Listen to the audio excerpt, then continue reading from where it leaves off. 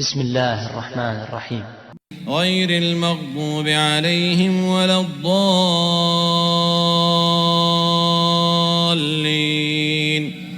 उनकी नहीं जिन पर गज़ब किया गया, यानी वो लोग जिन्होंने हक को पहचाना मगर उस पर अमल पैरा नहीं हुए, और न गुमराहों की, यानी वो लोग जो जहालत के सबब राह हक से बरगुश्ता हो गए। इस आयत में अल-मग़ज़ूबि अलैहिम का मतलब है कि ऐ मेरे रब, उन लोगों के रास्ते से हमें बचा जिन पर तेरा गज़ब नाजिल हुआ, और वो यहूदियों का रास्ता है।